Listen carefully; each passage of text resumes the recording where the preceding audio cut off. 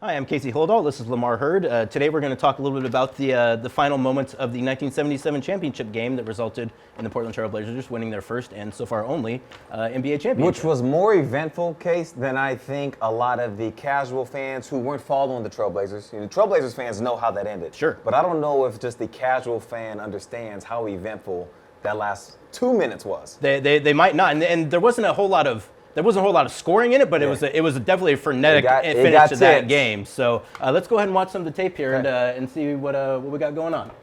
So 7-point game right here. You think 7-point game, 2 minutes left to go. The game is in the bag. You got Maurice Lucas passing the ball back out. Johnny Davis setting the scene.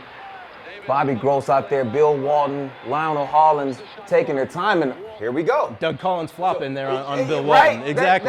That's not really an offensive foul. Well, and I think too, it feeds into this notion as well. I think that this was Portland. This is the first time they were in the playoffs, going up against the mighty 76ers with Dr. J. And I think particularly for Blazer fans, it's like you can feel almost the crowd being like, "Hey, wait, what's going on here? Are we really getting the fair shake here?" Because it sure seems like, even though we got a 7-point lead with 2 minutes to go, which before the 3-point line was a really great lead, it starts getting chipped away here a bit here, and then what we're going to see here. To your point, Case, Dr. J just knocks down a jump shot. Now you're talking about a 5-point game. Clock's winding down. You're not looking to get a shot, but there you almost have a layup pass mishandled. And that was a fantastic play they ran there, too. Just a great read on seeing that there was a double team, and I believe it was Lionel Hollins' man. You can't see him, he's right out of the frame. He's kind of keeping one eye on the ball and one eye on Lionel. And Maurice Lucas does a smart thing, which is he just comes to the ball just a little bit, and just to make himself available for a DHO. The defender who's supposed to be on having Lionel notices that, kind of looks for a second.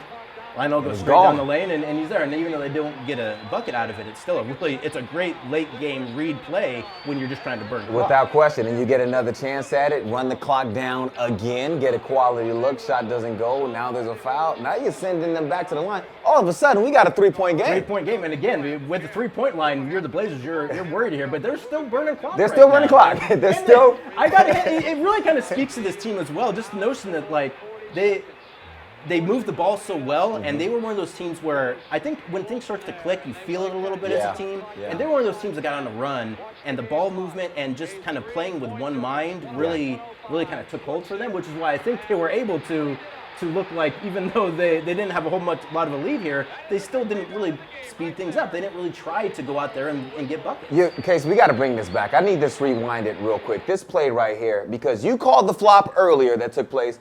Now, you tell me, should Maurice Lucas gotten called for this? It doesn't look to me like he swings the elbow. Another coach, that's Mike Dunleavy. What is it with these coaches, man? Two coaches in this game, both flopping. Man. And I think we view flopping a lot, too, as something that's kind of contemporary and that just recently started. I think we're seeing here. It's being taught from a long time ago, This is where it got started. So, nonetheless, ball's going to go. Mo grabbing his leg there. And the other part, too, about the interesting thing watching some of these older championship games, when you look at the minutes logs, everyone's playing 40 minutes. And basically it's a 7-man rotation, which I think in the NBA now, obviously, some teams can get away with that, but for the most part, you got to stretch it out in the NBA. But it's interesting seeing these guys all playing 40 minutes and going down to the wire. So what you're telling me is they're basically playing on fumes. Bill comes up with a big block right there, but it's almost like a pass. Right back to them, and all of a sudden, again, we got a 2-point game. So it's just slowly working its way down. And this is the one. That's the play here, too. Go ahead. Well, we'll stop it. Actually, let's rewind that. Let's see where the ball is caught. Players know they do not want to catch the ball where there are several defenders, because not only do you have the 2 defenders from the 76ers, but now the sideline becomes a defender. Bill Walton, as soon as he passes the ball, he sees it. He tries to flash to the open area, but by that time, it's too late. Yeah, that's an interesting play because, they were such a smart team, but that's one of those late game plays where it's like, you don't obviously want to get a 5-second call, but you're passing it to a guy who's double teamed. The only thing Bill Walton could do there is get in bounds really quick and hope that Gross can get the ball back to him right away. But even then, that's a real difficult row to hoe when you're trying to score or trying to keep the ball late in the game. We got to ask Bobby, what was he thinking in that moment? I'm guessing what Bobby was thinking was, Bill, don't throw the ball to me right now because I got 2 guys on me. I am draped right now. I agree.